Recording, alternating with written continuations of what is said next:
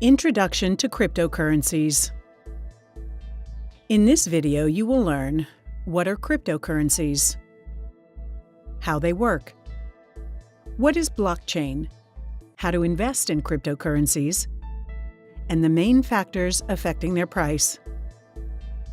In finance and economics, for something to be considered as money, it must perform three functions: be a means of storing wealth, be a medium of exchange, be a unit against which to value other goods. Basically, money has value because we all agree it has value. Cryptocurrency is probably the next evolution of money. Like many things in our world are now digital, photo albums, pen friends, magazines, and newspapers, so will our money. A cryptocurrency is a medium of exchange, like government-issued currencies, but not issued by a government. Just like anyone can create his own website, anyone can create their own cryptocurrency. Anybody can do it. How does cryptocurrency work? So, if there is no bank or government behind a cryptocurrency, then how do we issue money and verify transactions? The answer was given by an unknown Japanese coder who created Bitcoin in 2009 with the alias Satoshi Nakamoto. A cryptocurrency is a digital currency in which encryption is used to regulate the generation of new units of the cryptocurrency and verify the transfer of funds. The most well-known is Bitcoin, which its anonymous inventor calls a peer-to-peer electronic cash system. In essence, any cryptocurrency can be viewed in a similar manner to traditional currencies. When people access a website, their computer connects to the web server and downloads the data directly from that server. This is how much of the traffic on the internet works. In a peer-to-peer protocol, the users transfer data between each other like a swarm without the need for a central server. Users downloading from a swarm are commonly referred to as peers. A reward system is in place, rewarding clients who contribute more to the network to ensure people maintain the network. And this is what cryptocurrencies really are: a decentralized, peer-to-peer electronic cash system. Blockchain mechanism. To realize digital currency, you need a payment network with accounts, balances, and transactions. One major problem every payment network has to solve is to prevent one entity spending the same amount twice. Usually this is done by a central server, a trusted third party like a bank or government, who keeps record about the balances and verifies the transactions. In a decentralized network, you don't have a central server. You need every single peer in the network to do this job.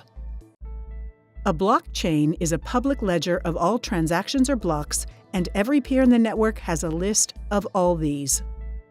A transaction is a file that says, Avramis gives 100 Bitcoin to Mario, and is signed by Avramis's private cryptographic key, and subsequently broadcast it to the entire Bitcoin network for verification.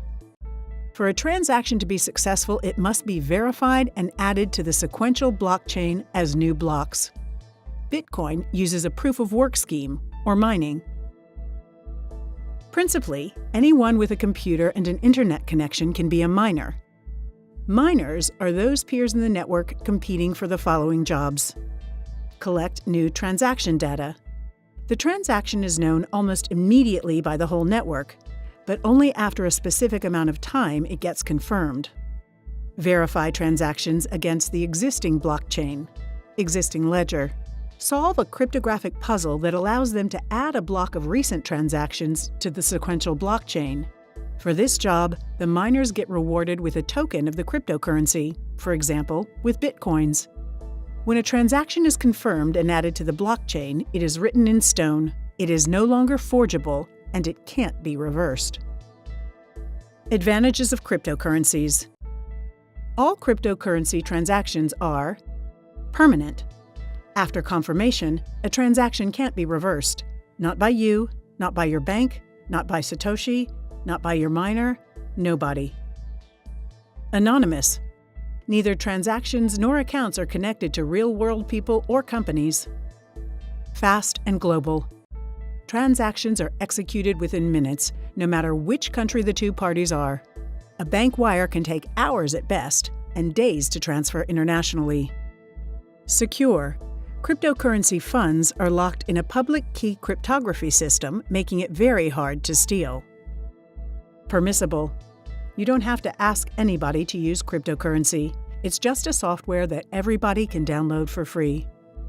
Furthermore, most cryptocurrencies have a limited supply. There are only X amount of coins in existence. In Bitcoin, the supply decreases in time and will reach its final number of 21 million coins somewhere in around 2140. All cryptocurrencies control the supply of the token by a schedule written in the code. This means the supply of a cryptocurrency in every given moment in the future can roughly be calculated today. There is no surprise. Pay to the bearer. Like in the past, US dollar was exchangeable to gold. Cryptocurrencies don't represent debts like today's currencies. They are money as hard as coins of gold. The above two factors are responsible for the fast rise in Bitcoin prices. Today, there are close to 1,000 different types of cryptocurrencies available in the market. Bitcoin is currently the most popular and biggest cryptocurrency in terms of capitalization today. Among the many choices available, different cryptocurrencies provide different benefits over others. Some cryptocurrencies, such as Litecoin and Ethereum, provide faster confirmation times than Bitcoin. One way people trade cryptocurrencies is to invest in a new one, with the anticipation that it achieves the success of Bitcoin. But this is very risky and should not be attempted with large amounts, as from the hundreds of new currencies, only a handful will ever make it. Another way is trading in a more mature cryptocurrency like Bitcoin that may not provide the same upward spike in value again, but will experience a more natural and gradual growth. There are three ways you can invest in cryptocurrencies: mining, trading in an exchange, and CFDs. The original way to acquire Bitcoins was to mine them. In 2009, every block mined brought a reward of 50 Bitcoins to those who managed to solve the computational program. Due to the evolutionary nature of the code, it has become progressively harder to solve, as reward halves every 4 years. Today, every block mined brings a reward of 12.5 Bitcoins, and in 2020, it will give 6.25 Bitcoins per successful proof of work. The need for knowledge of programming, combined with the expensive computer hardware and electricity bills, makes it harder to access for the vast majority. Buying cryptocurrency through an exchange. Anyone can create an anonymous cryptocurrency account and buy cryptocurrency through an exchange. A cryptocurrency exchange is like a stock exchange or like a currency exchange in a foreign airport. To trade in an exchange, you need a cryptocurrency wallet where you store encrypted passwords that represent coins. However, most first-time buyers often find the process of buying cryptocurrencies to be somewhat difficult, cumbersome, and even sketchy, and shady providers are all over the net. Furthermore, there are three main drawbacks to this approach. Cryptocurrency isn't a centrally controlled and regulated flat currency like government-issued currencies. Funds are in the exchange account, not individual accounts, so whilst Bitcoin is extremely secure, exchanges aren't, and hackers, malware, and operational glitches have previously stolen large amounts. If you forget your login details or someone cheats you, there is essentially nothing you can do about it. There is no third party or a payment processor, as in the case of a debit or credit card. Hence, no source of protection or appeal if there is a problem. Trading Bitcoin CFDs with a regulated broker solves the problems of exchange trading. There is no need for complicated wallets, can always reset your passwords, and you trade with a regulated broker. You can trade with leverage.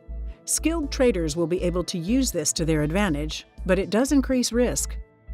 Can take both long and short positions, and thus offers the opportunity to make profits in both rising and falling markets.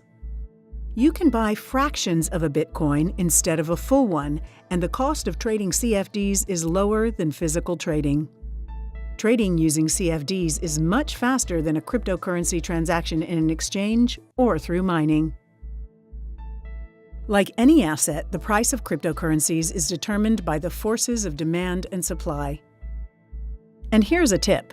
Bitcoin supply is limited to 21 million coins, and the demand for it is increasing exponentially, and so does price.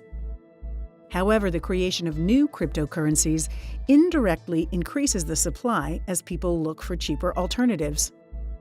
As new cryptocurrencies come in play, people may prefer to own those currencies. New technology can make the Bitcoin obsolete. Cryptocurrencies are a rival to government currency and may be used for illegal activities such as black market transactions, money laundering, or tax evasion. Regulation by governments seems to be the big unknown that causes extreme volatility and can make or break cryptocurrencies. Anti-money laundering and counter-terrorist financing compliance make it difficult for companies to accept.